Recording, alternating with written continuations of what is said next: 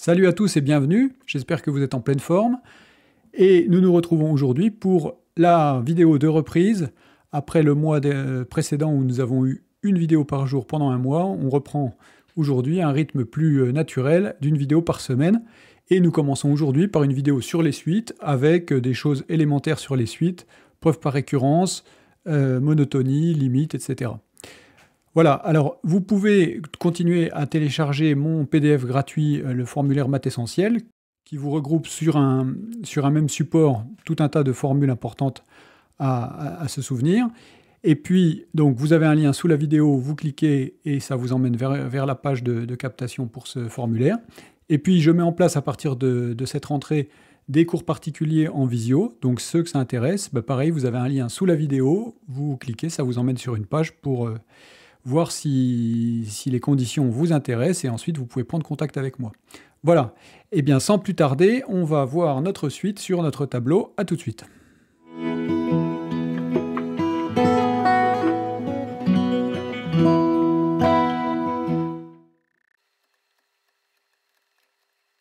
Alors notre suite est définie par récurrence, donc par U0 égale 1, et puis pour tout n, un plus 1 égale un sur 1 plus un. Et on nous demande de prouver que, quel que soit n appartenant à n, un est compris entre 0 strictement et 1 largement. On va faire ça avec une petite récurrence simple. Donc la récurrence, comme d'habitude, en deux temps, avec l'initialisation. On vérifie qu'au rang 0, ça marche. On a bien que U0 qui est égal à 1 est bien inférieur ou égal à 1 et strictement positif. Donc l'initialisation est vérifiée. Ensuite, on vérifie l'hérédité.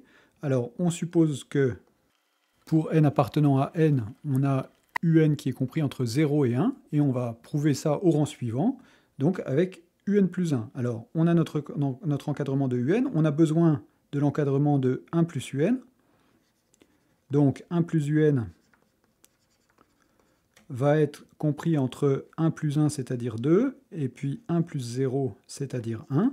On va prendre l'inverse. Alors, la fonction inverse étant décroissante sur R+, ici, on doit inverser le signe d'inégalité. Donc on a 1 sur 1 qui est strictement plus grand que 1 sur 1 plus un,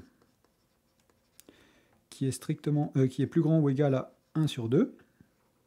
On va remettre ça dans l'ordre et on va multiplier par un. Alors comme un est strictement positif, on peut multiplier toute l'inégalité par un sans changer le signe.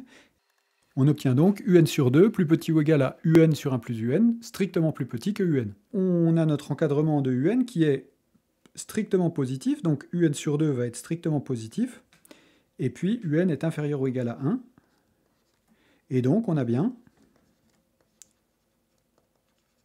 que ce terme-là, qui est égal à un plus 1, est bien compris entre 0, strictement, et inférieur ou égal à 1. Et donc, l'hérédité est vérifiée, et ça nous prouve bien que pour tout n, un est compris entre 0 strictement et 1 au sens large. Alors, dans la deuxième partie, on veut étudier la monotonie et la convergence de la suite un. Alors, pour la monotonie, on fait comme d'habitude, on va calculer un plus 1 moins un,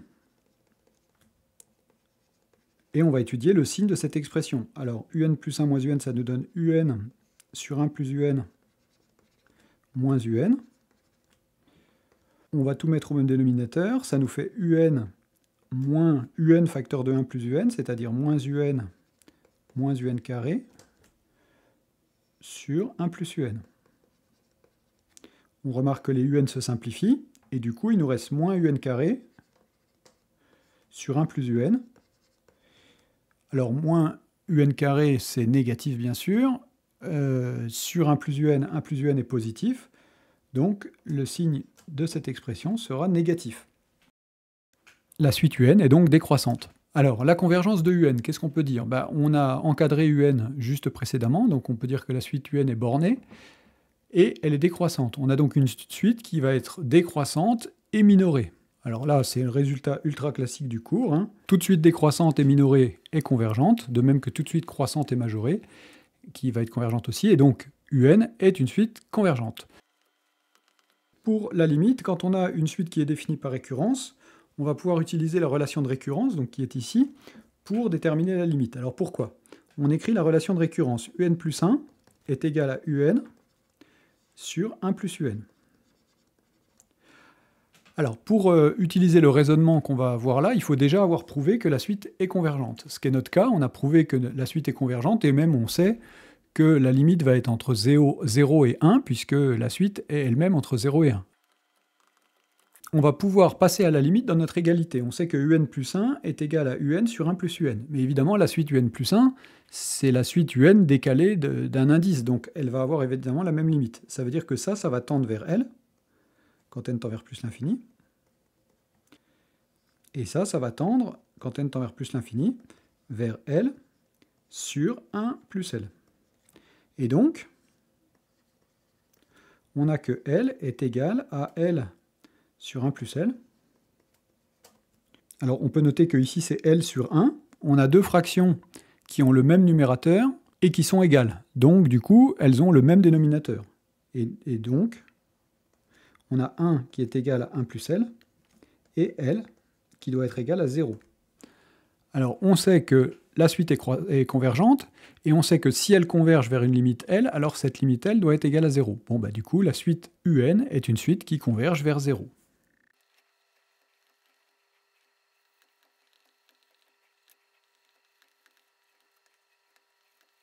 Alors dans le petit 4, on va traiter une question qui, si on l'avait traitée dès le début, nous aurait évité toutes les questions précédentes, puisque on va obtenir directement l'expression de UN. Alors quand on a une suite, c'est toujours une bonne idée de calculer les premiers termes. Donc on a U0 égale 1. Ça nous donne U1 qui va être égal à U0, donc 1 sur 1 plus U0, donc 1 plus 1, c'est-à-dire 1 demi.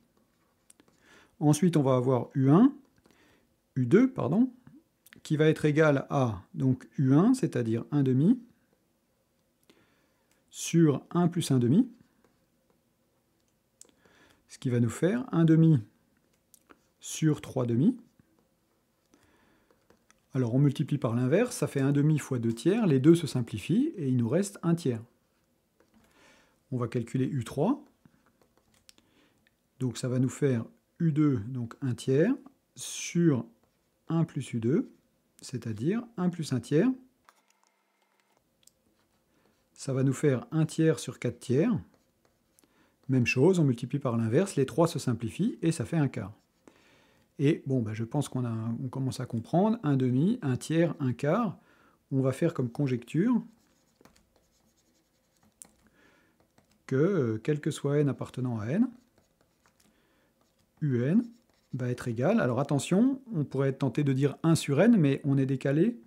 Ici on a 3, ici on a 4, ici on a 2, ici on a 3, ici on a 1, ici on a 2, et puis ici on a 0, et ici c'est 1 sur 1. Donc on est décalé de 1, ça serait plutôt 1 sur n plus 1. Et donc on veut vérifier que pour tout n, un est égal à 1 sur n plus 1. Alors on voit que ça marche pour U0, U1, U2, U3, et on va faire là encore une preuve par récurrence en utilisant la formule de récurrence. L'initialisation, eh bien, elle marche, puisqu'on voit que U0, U1, U2, U3, ça fonctionne. Donc on suppose que pour une certaine valeur de n, on a un qui est égal à 1 sur n plus 1, et on montre le rang suivant, c'est-à-dire que un plus 1 est égal à 1 sur n plus 2. Alors pour ça, on va utiliser la formule de récurrence, et on va écrire que donc un plus 1